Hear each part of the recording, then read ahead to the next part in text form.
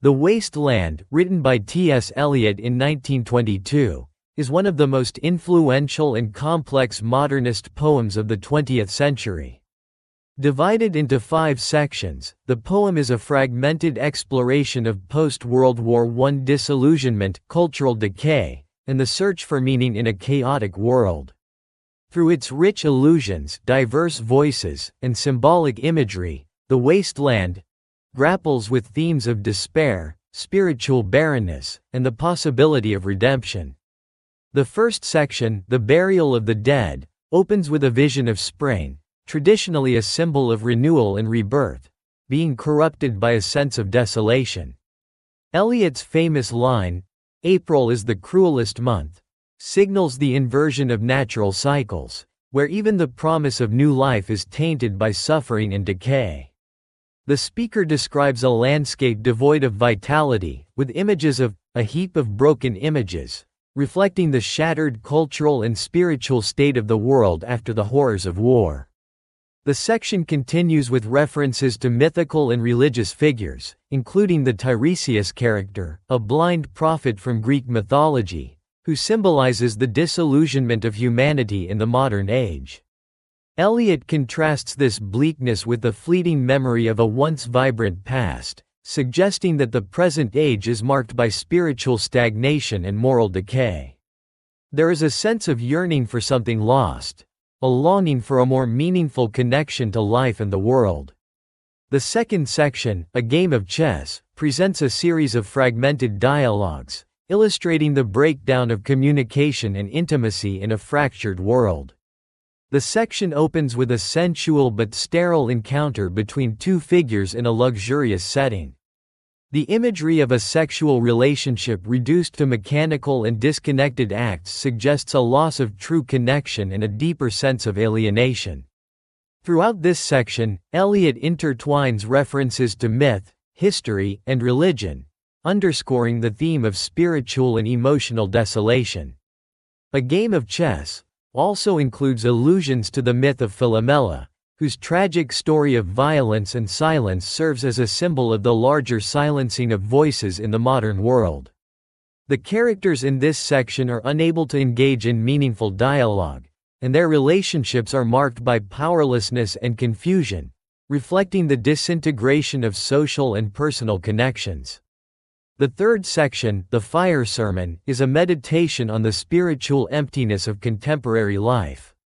Eliot draws on Buddhist and Hindu ideas, particularly the notion of fire as a symbol of desire and suffering, to depict the modern world as one consumed by materialism and unfulfilled longing. The speaker evokes images of London, where the once vibrant city is now reduced to a place of decay and disillusionment. The section also references the myth of Tiresias, who serves as an observer of the human condition, representing the poet's own position as a witness to the unraveling of civilization. The section's imagery includes references to water and fire, symbolizing purification and destruction, respectively.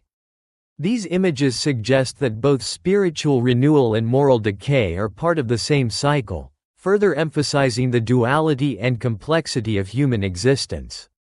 The fourth section, Death by Water, is a brief but powerful meditation on drowning and the destructive force of water. The section, though short, brings attention to the dangers of spiritual and emotional numbness.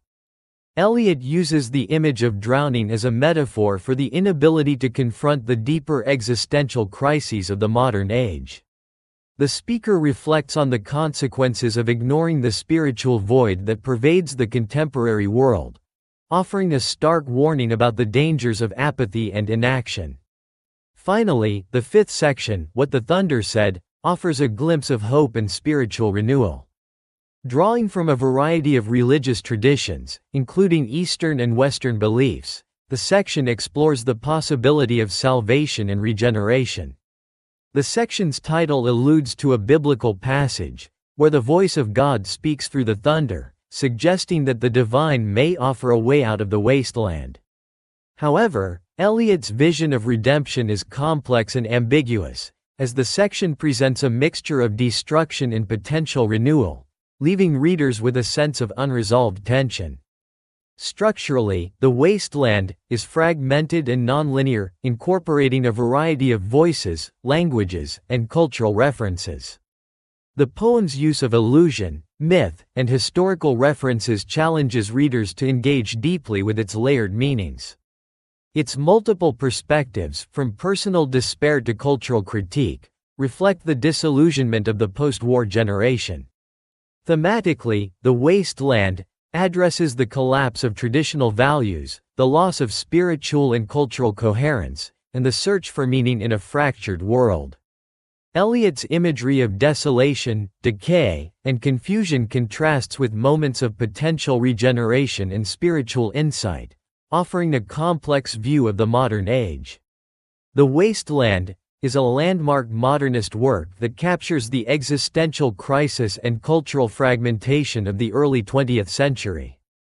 Through its fragmented structure, complex symbolism, and deep engagement with spiritual and philosophical themes, T.S. Eliot creates a powerful exploration of the human condition. The poem's enduring relevance lies in its ability to speak to the anxieties and hopes of each generation, offering a timeless reflection on the challenges of living in an uncertain world.